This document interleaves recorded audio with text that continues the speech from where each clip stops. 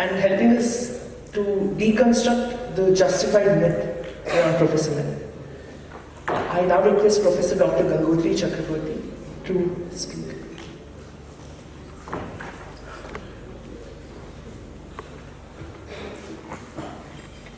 My elder brother, Professor Dr.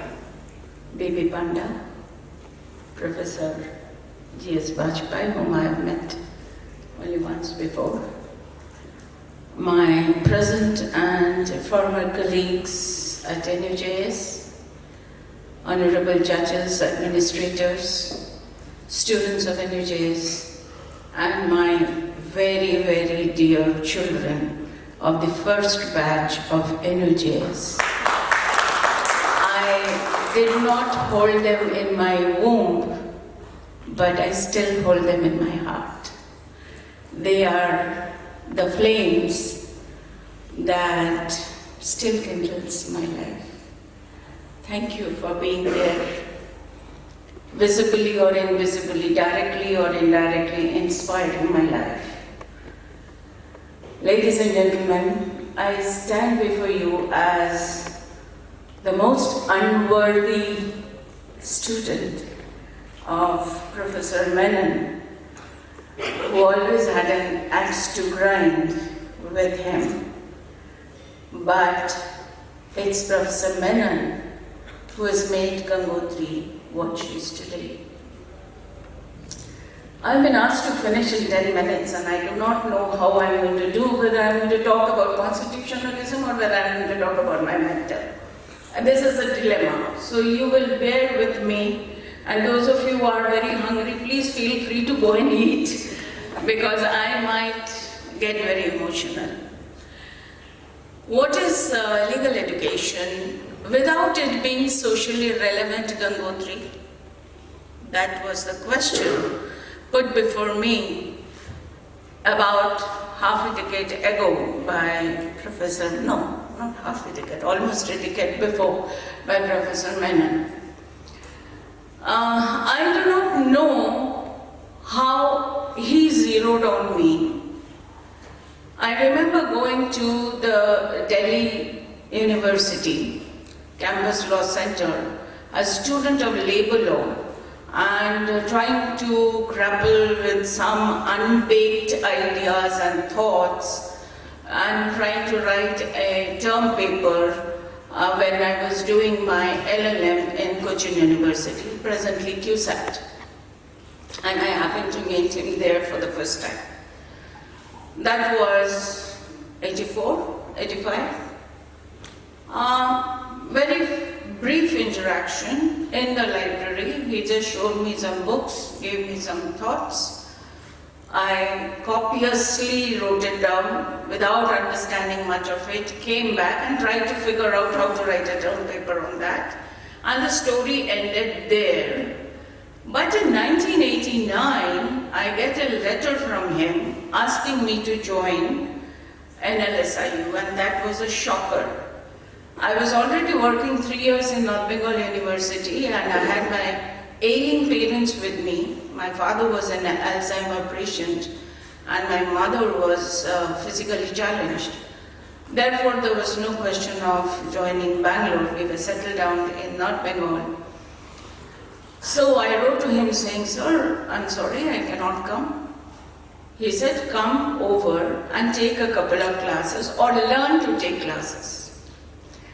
So I went over to Bangalore, and immediately I was asked to go to a class with Professor Rajan Varghese, a stalwart in labor law, and I'm still a student, a novice, so to say.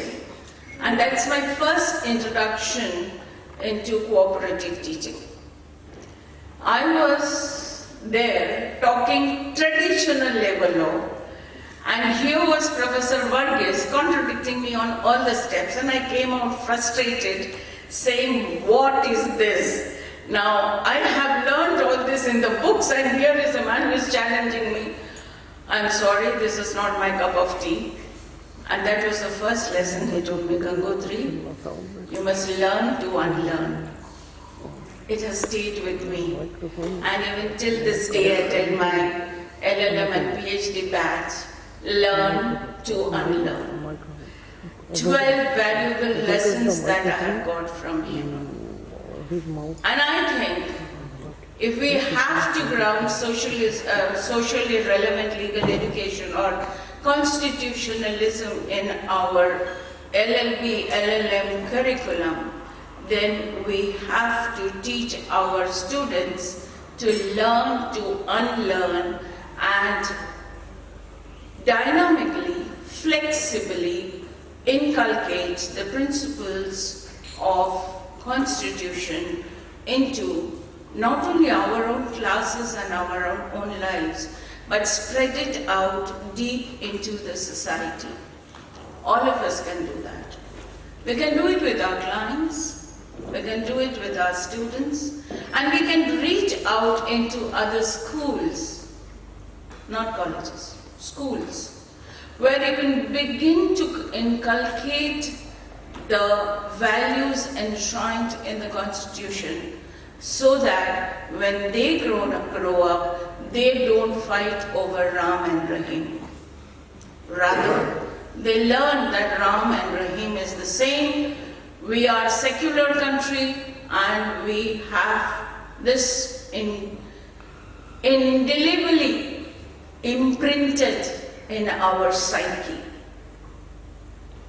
That is how perhaps this country will be liberated from the fire and brimstones that is showering not only on this state but across India. It is happening because people who are involved in this are very, very far away from the principles of Constitution, which we call today constitutionalism. And to me, it boils down to only 2 lessons, which I learned from my mentor, Professor Menon. Socially relevant legal education and rule of law. Nothing else can save this country. So that is the second lesson. One is learn to unlearn, and second was cooperative teaching. And I must say, Professor Panda and I have been a teacher of cooperative teaching in jurisprudence. We have stood in the class, fought to our heart's content, contradicting each other, but came away from the class as best of friends. I have tried to inculcate this in other institutions, but this did not work for me. Perhaps because I am not its creator, I am only the creation of this philosophy. I could not create it, so I did not know how to create cooperative teachers. But I can tell you, even now, at this moment, if he stands up, we will make a great pair of cooperative teachers. And that is the best way to learn. That is the best way to learn, believe me. I have taught my family law, taking a teacher of history, economics, political science, sociology, and me, the lawyer. 5 of us, we have stood in a class. I don't know if you guys remember. Yes, there goes the hands. Where we have discussed family law. And believe me, in that class I learned more than I taught. Each class should be, and it was, a teaching learning experience. My students were my gurus. They asked me such questions that I had to scurry back to the library, read up, go back next day and say, well, I've read, I've understood, and here is the answer. And then they would contradict me all over again. That's how we learned, that's how we grew up. Now, The third lesson I learned was punctuality. You know, in the starting days of NUJS, we used to have a lot of functions, inaugurations, stone laying, memorial functions, so on and so forth. And the law was, I was the registrar, so the whip comes to me, start the function. Sir, the chief guest does not come. Doesn't matter, the chair will be empty. When he comes, he can sit down. But you start the function. It was punctuality, and even today, ladies and gentlemen, this is a bane of my life.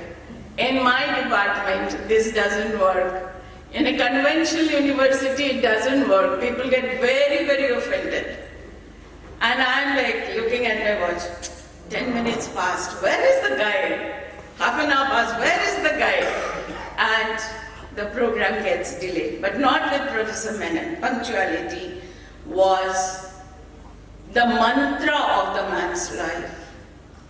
The other lesson, again part of our constitutionalism, is simplicity. A teacher, as Professor Padma was telling, when you sat with him, he always said, please be a little short of satisfaction while you are teaching. And if you inculcate this habit of being a little short of satisfaction, you will aspire to learn more, achieve more, go forward, but there is no shortcut here. Hard work, and hard work. The 3 H of your life is hard work, and hard work. No satisfaction. Please be a little short of satisfaction. And I learned that perfection is elusive. An ideal situation is elusive. There is always a room for perfection. And this is a lesson I carry with me till today. The other mark of Professor Menon, which is indelible in my mind, is his humility. I do not have time to give you all the anecdotes, but 2 anecdotes I cannot resist sharing with you. One was, we were having a meeting and a particular teacher, being dissatisfied with the way NUJS was run, suddenly got up and literally shouted at this gentleman who was my mentor, Professor Menon. He sat there, he listened with all seriousness, taking notes, and this berating went on for around half an hour. Exhausted, the person sat down, and then this Professor Menon, my mentor, gets up and says, I'm sorry. I could have justified all my actions, but I will not. I'm sorry because you felt that way, and I accept your criticism. Second lesson, accept criticism. I have taken down the important points in what you have said. I will try to rectify. And will you believe, ladies and gentlemen, this person is teaching in Cambridge. Who facilitated? Professor Menon. I can tell you with confidence that if it had happened with me, I would not have promoted this person. But he did. And I went back and said, sir, how can you do this? How can you do this? You were insulted so badly. And he said, Gangotri, it was that person's point of view. It doesn't take away my qualities, my duties. So I will do what has to be done. That person insulted me, it was that person's take. Don't you think it's a profound lesson to learn? The other one was, again without saying names, suddenly the bell, I rush to his chamber and I see a person sitting there. So Professor Menon tells me, Gangotri, this person is talking ABCD things, which are not very good, about Y person. Can you call that person? So I said, sir, yeah, call that person, call. So when I said, please, you are requested to come in. So the teacher walks in, said, sit down. You know, he has these things to tell about you. What have you to tell? And the person who had been bad-mouthing is like, oh God, oh sir, please sir. No, it's okay, sir. And Professor Menon, right, you were saying all this. Now what have you to say to these allegations? And the other person is giving a list of justification. 10 minutes after that, okay, both of you all can go.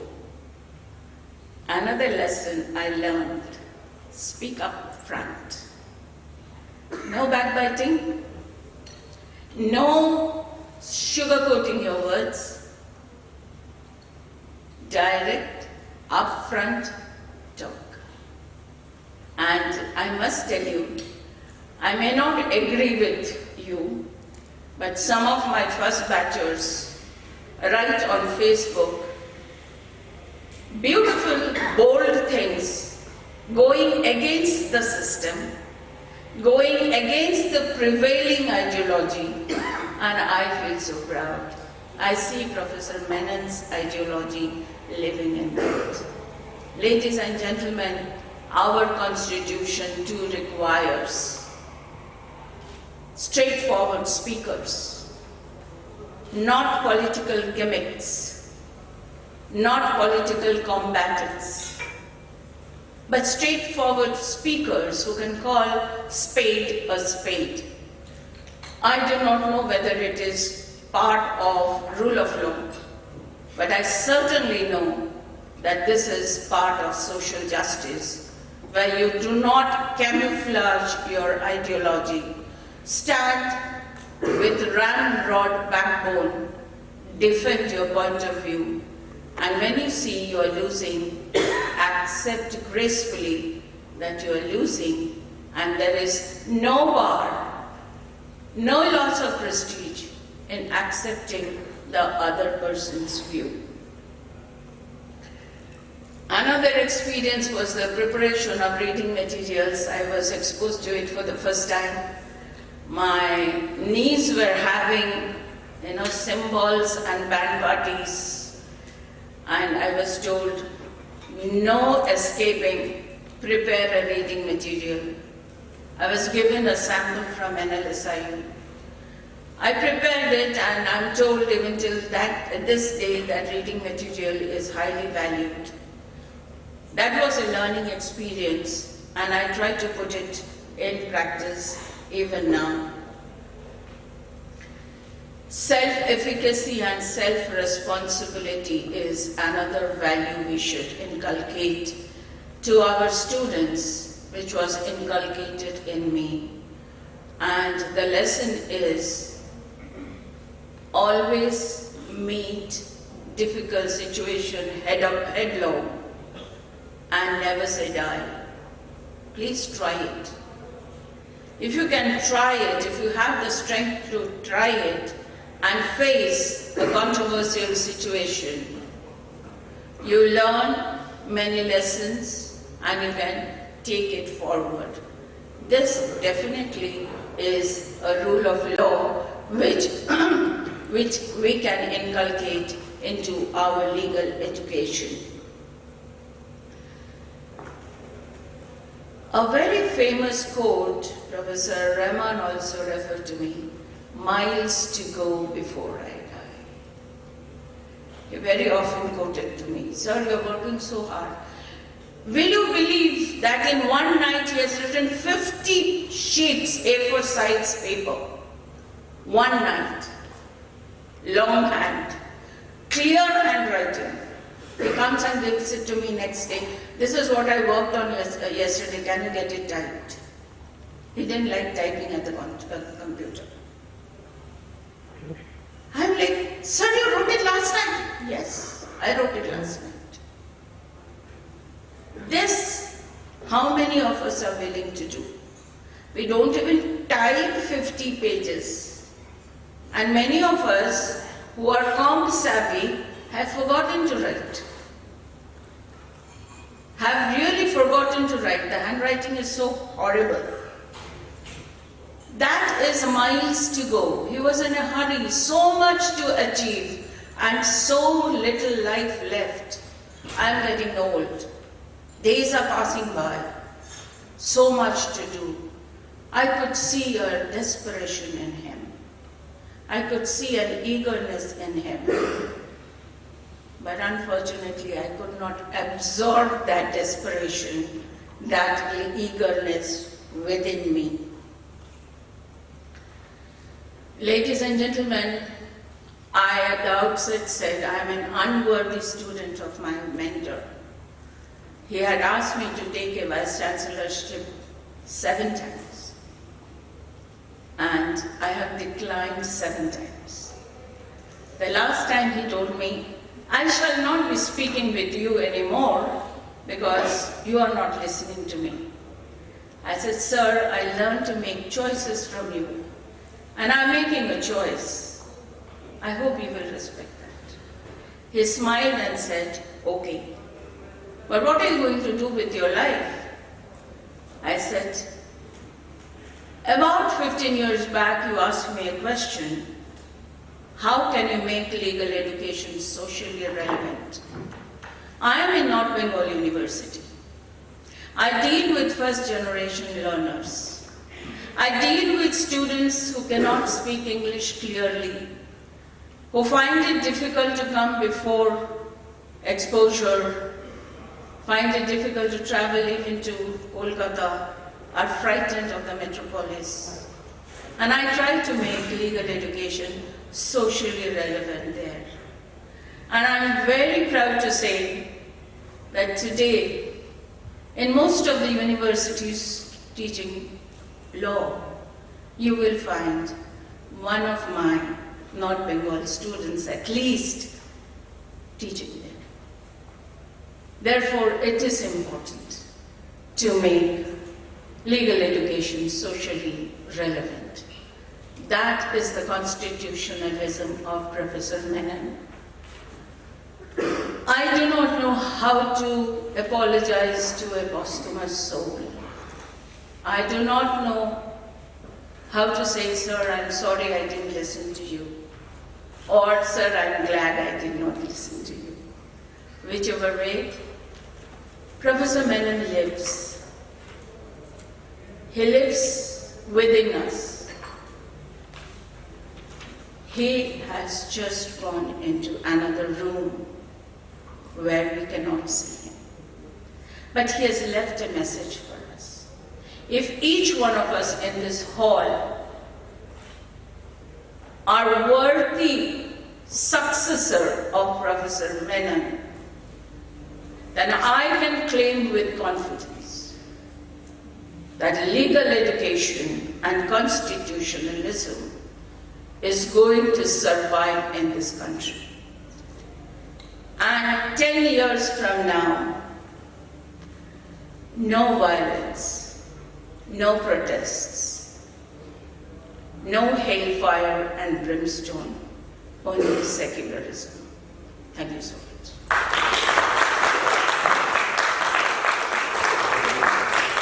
Chakraborty, for your heartwarming account of Professor Menon. Now I call upon Professor Dr. Bhushan to speak.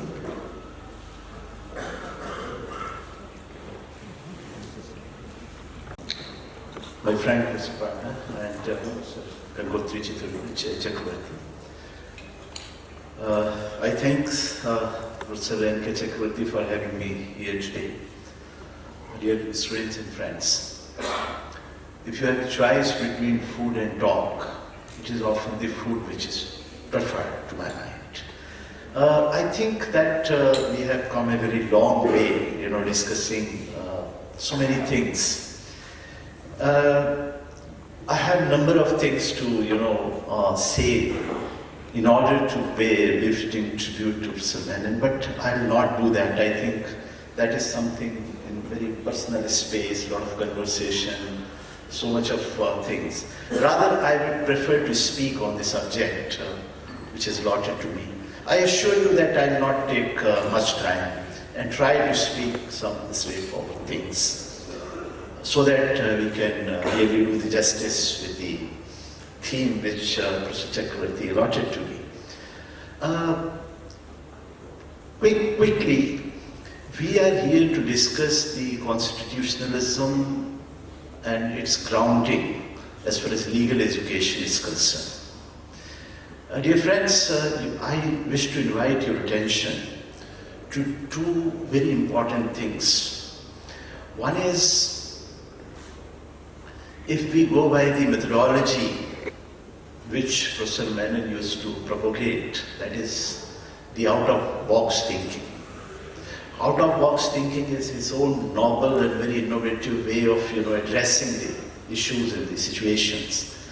And dilemma before most of us is, if we talk about legal education, there is only one reference: legal education before Professor Menon and legal education after Professor Menon. But I really wish to see that the legacy and the point at which he has left, what are we going to do? We cannot keep on saying years after years that second generation legal education reforms, as the blue paper, by Professor Menon in Harvard School, and he has stopped there. His last thing was that he was striving hard to upgrade the quality of faculty and teaching, and teachers especially. That was his very, remarkable, I would say, contribution in terms of highlighting things. There is a great responsibility on the part of present law teaching institution, that what is their plan and vision. I do not see that. Because he was a man of action and he has visualized certain things, he has put into action because of his own experimentation.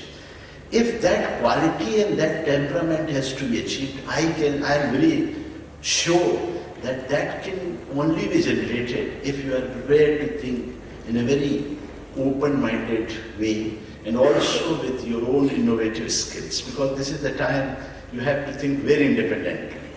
Not necessarily all what has been done in the past is the standard. I think you have to break those traditions, and breaking those traditions, thinking innovatively is something which you can do, because this is what we have been talking about all through the day. When I see the structure of legal education, and we try to appreciate the constitutionalism in it, I think there are 4 or 5 pointers I have taken, and meanwhile I think we can discuss a couple of things around that. One is, these 4 things or 5 things that I am trying to pinpoint is the dignity of the individual. To what extent the dignity of individual becomes the part and parcel of legal education curriculum and all the subjects that we teach. That is very important. If you see, all the latest judgment, especially in 19 and 2018, the judgments by Supreme Court, they have brought a sea change. Unfortunately, that change is not happening in the curriculum. And what I feel is, I don't know, you may not agree, you may agree, but this is how I think. It is not the problem of the content of all what is dished out in a law institution or a law teaching institution. It is mostly the pedagogy in which we are really failing. The subjects are the same. So when suddenly a Supreme Court judgment is delivered, we become conscious of the fact that it is the worth of the individual which is very important. So that is because constitutionalism is something which is a recurring phrase which is being used very often these days, and as if it has come suddenly. But to my mind, when we are talking about constitutionalism, we are essentially talking about those core principles and values which may not be very explicitly appearing in the draft or in the text of the Constitution, but they are grounded and they are so implicit in all the articles of the Constitution. And dignity of individual is one, as I am repeatedly saying. Now you see what is happening in the classroom situation. Subjects are the same. For all these years, the subjects are the same. You cannot change the subject. Though there is an attempt recently, you must be seeing, and I had a very, this is how the legal education is put into action. A couple of months ago, there was a communication from the Ministry of Home Affairs that they wanted to change, amend all major criminal laws in the country. IPC, CRPC, Evidence Act and NUJS. And this task was entrusted to the Bureau of Police Research and Development, which has nothing to do with legal education. And I was one of the members in that. So when I went there, so they had similar kind of setting where police officers were sitting and they were asking, the Director General of Police is asking, so if IPC is to be amended, what is your suggestion? And people who were giving suggestions, they were mostly the police officers. And they have put me in one of the committees around, they have created certain. I said, is it the way that you propose to bring or suggest the changes in the IPC? They said, what is the other way? I said, are you aware of the making of IPC? I said, he said, how it is relevant? I said, without knowing the making of IPC, you cannot do the breaking of IPC. And in fact, those who have read the Stanley and Berry codification of IPC, they would realize that the making of IPC has visualized and appreciated the cultural ethos and cultural values of the Indian society, and accordingly the laws have been framed. And you are doing it. I withdrew from that committee. And I have written 3 articles in Hindu, Indian Express and Tribune protesting that this is the function of legal education. You have to be alive to the situation. And I have never seen any reaction coming from the academia. Academia is silent, bureaucrats are on inaction. They are talking about changing the idea. And I have not seen any law professor. I asked Professor Pandey, he said, are you aware that, he said, come on, what are you talking? The law commissions for years together could not do this job and suddenly this is happening. And when I protested, now they have written some letters to all the national law universities, including Professor Chakravarti must have received. And again they have reached out. I said it is at least 2 years, 1 year project. And first you identify what exactly you are. I said, so they asked me, what is the way? I said, I don't know, what is your terms and condition? Do you want to criminalize more and more conduct, or do you want to decriminalize it? Do you want arrest power to be given to the police, or do you want to withdraw certain powers? What do you want? You want sending more and more people to the jail? Or what do you want to do? They said, that is not clear what you look at. I said, come on. So this is how we are actually making mess of the things. And this is, so unless there is a meaningful intervention, if it doesn't figure, then probably the academia becomes very inactive. This type of contribution is very important. Human dignity, I'm saying that is the first thing that is to be, traced or mapped in the realm of any law.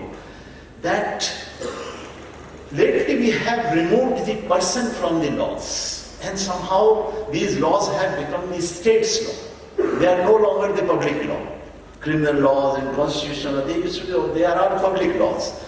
But we have made them state laws. So the individual dignity, the individual presence has been removed from the scene, and therefore we find that only the normative black letter law, which is discussed in the classroom, becomes the whole thing. And suddenly there is a change. I think that when we go to the class, probably we forget that beyond the textual connotations of the law, there is a context of all these things. Like for instance, what we are noticing with a lot of concern, that a lot of emphasis is being placed on retribution aspect of laws, especially criminal laws. And what is happening? That if more and more people are arrested, people are happy. If more and more people are punished, people become rather more happy. If death penalty is fast-tracked, people will be more and more happy. What are we doing? Probably we have lost the direction. Giving this identification of the direction of the law is also the function of the academia. Legal academia is somehow sleeping. I'm telling you, when Hyderabad happened, I'm talking about the encounter of, there was a glorification of encounters. In the same month, in the US, Madhava Menon, the former dean of the Harvard Law School, she was releasing her book, and the title of the book was, When Should Law Forgive? Forgiveness and encounter, two things being discussed. Where are we taking these things? And we have recently seen, though I am not endorsing the fact, Indra Jay Singh, the very noted lawyer, presented the idea of mercy. Huge reaction came. It's not that, I think, none of us in this hall would believe that the culprit should be given any kind of mercy. But even the discussion on forgiveness cannot happen. This kind of situation we have created. Forgiveness jurisprudence is a very important discourse in criminal law which is happening, and it should be allowed to happen. What is the problem? And one case cannot provide standards to all similar kinds of. Yesterday the death penalty statistics was released from the National Law University, Delhi. Around 375 prisoners are on the death row, and their mental state and their problem, and they do not match with this particular case. They are people from very humble background, and some discussion should always be there on such issues. That is very important. Second is, I am quickly winding up. Second is the equality thing. We have lost track of, this very important aspect when we talk about the equality before law. And we go by this presumption, and probably in classroom teaching we tend to forget that when we say equality before law, do we really believe that there is equality before law? Are we similar? When law operates, there is no discrimination. And we have created lots of invisible people in our criminal justice system. Like, for instance, victim of crime. Victim of crime is not really visible. We have not created any space to the victims of crime. And we are talking about equality. And after trial, and after punishment inside the jail, and after acquittal, or after discharge, or after the completion of sentence, the offenders also become invisible. That is another thing. And I believe suddenly that how come the law students who are undergoing legal education in their 5-year curriculum or their post-graduation, the context is missing. The contextual legal education is just not happening. And probably that is why I said in the beginning that it is the pedagogy which is very important. Probably we have forgotten that, and this is why Professor Menon has been talking about that. We should find out how best you can deliver these subjects in the classroom situation. If clinical education is to be delivered, or if social justice-based education is to be talked about, what should be the appropriate methods? I'm surprised to note that very few law schools have recently started looking at the methods of teaching. Because I personally feel the contents has always been very, very standard. It is the method which can matter now.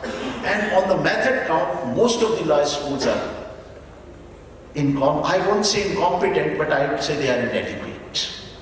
Because no law teacher is providing any kind of specific grounding in terms of delivering these subjects. And therefore, I am not quite in favor of having general FDB programs which are sort of becoming ritualistic kind of things in most of the law schools.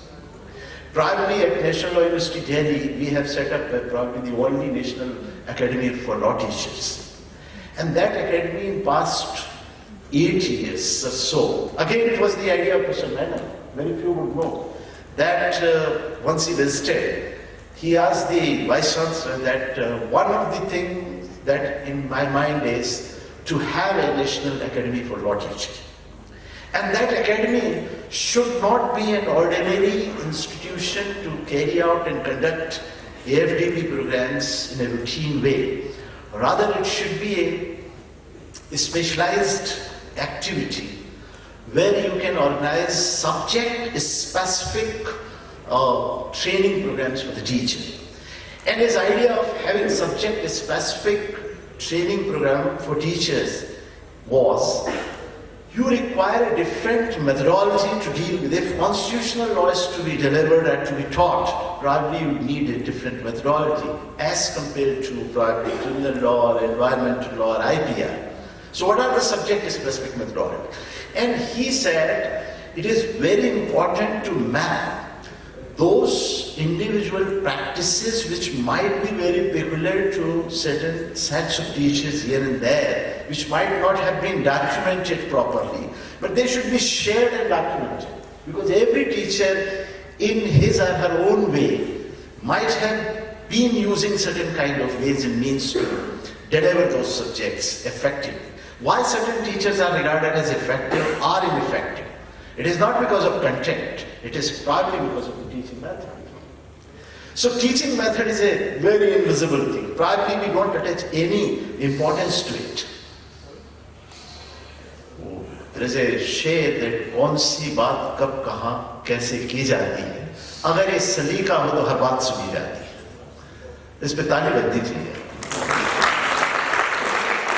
So I feel that it is the method of delivery which becomes important.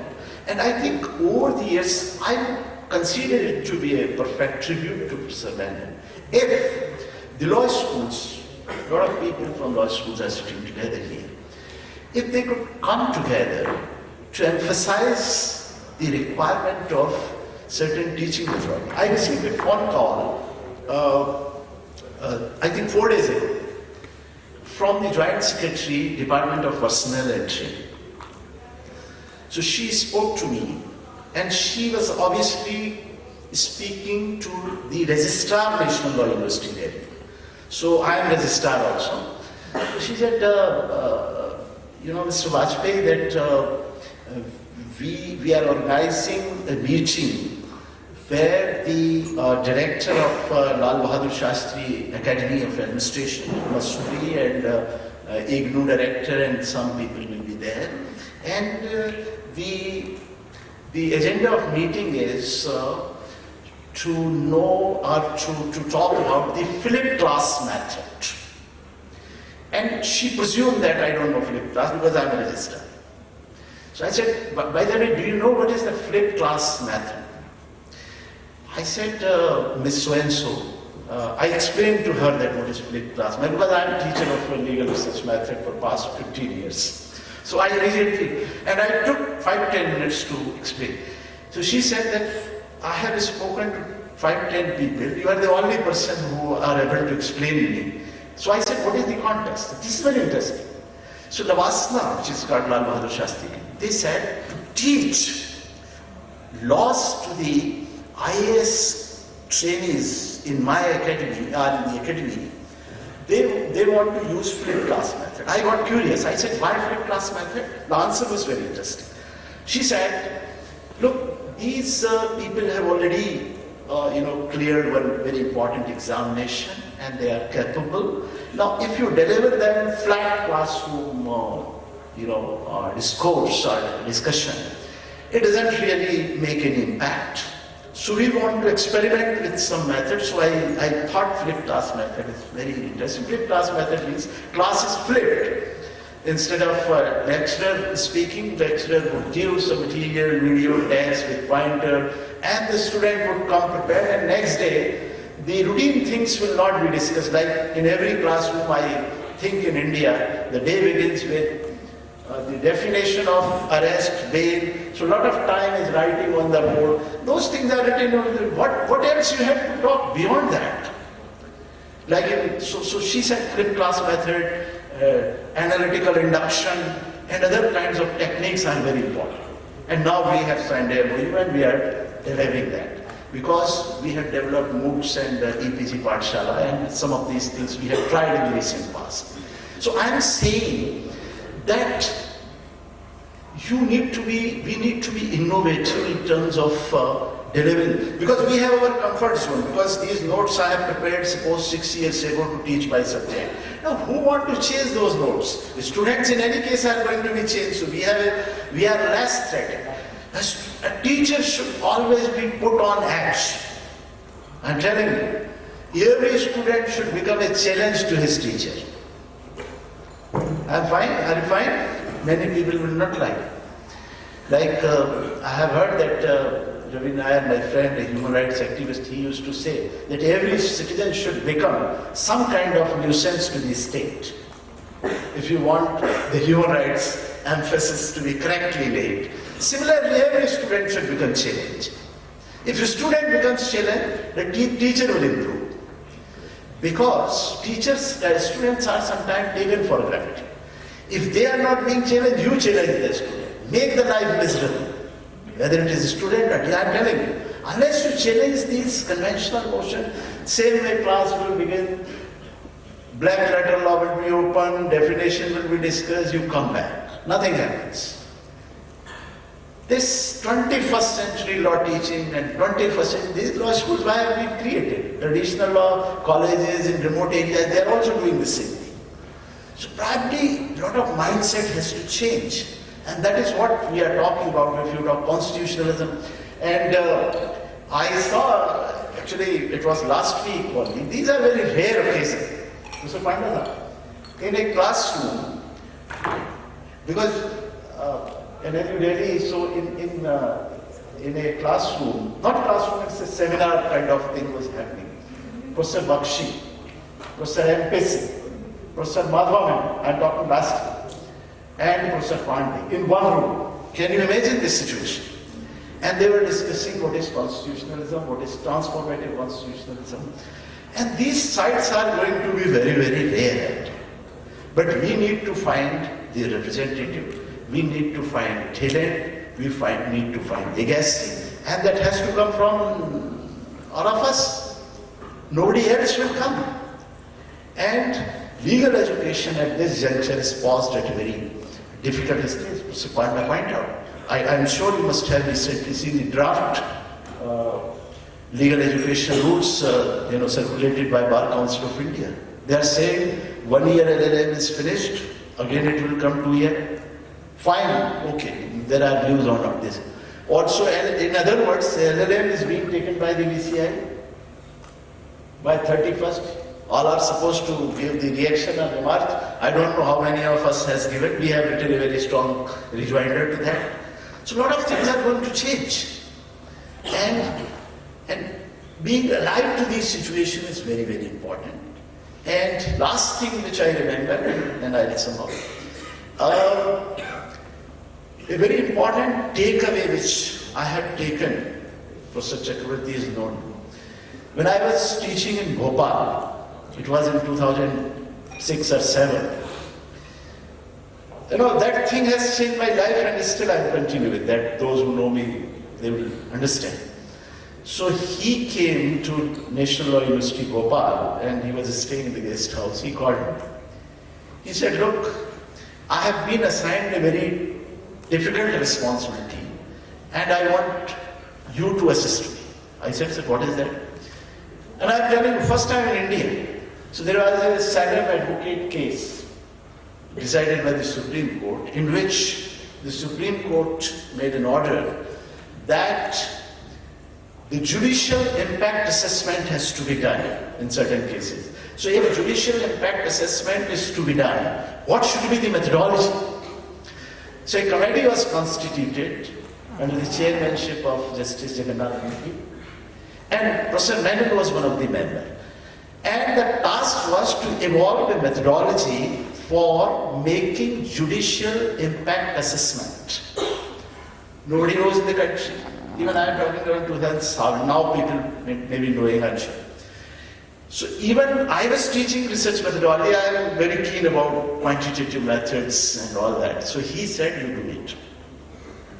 Anyway, I devoted a lot of time and I gave to him. I'm telling you, he used to sit like a student. He would refer the books. He will go by like first year student.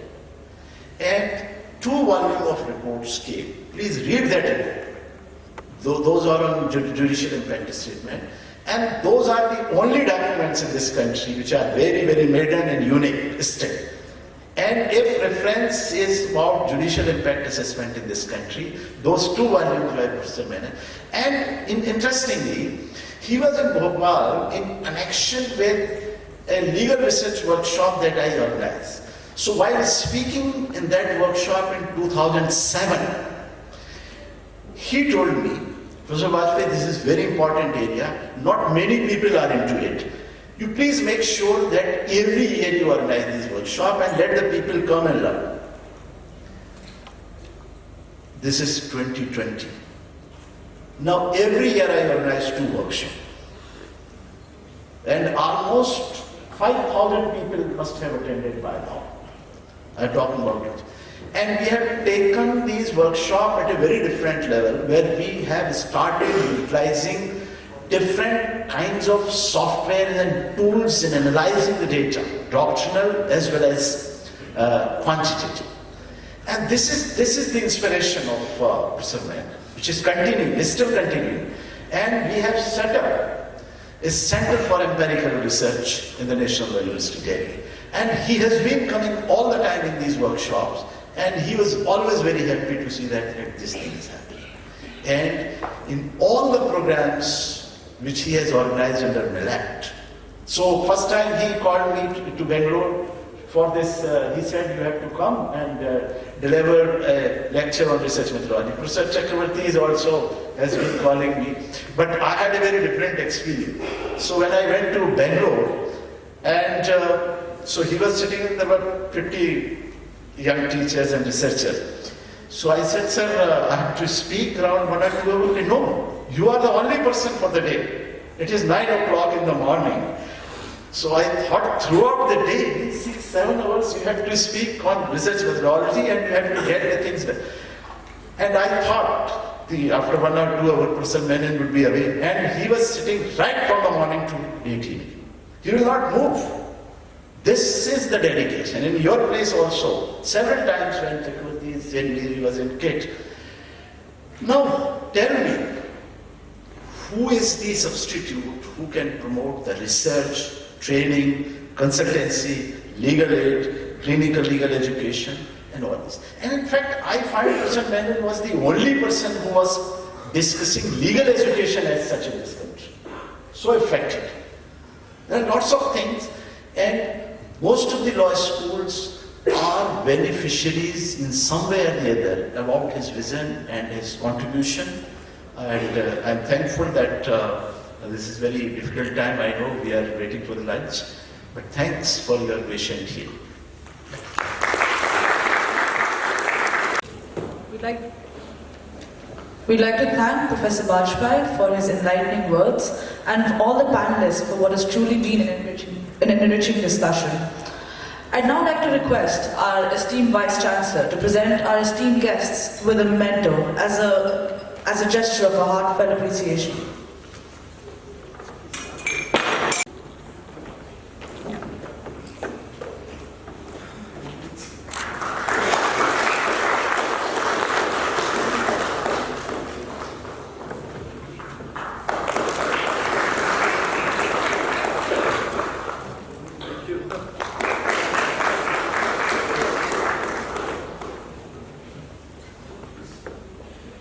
And all the participants, and request all of you to head outside for lunch.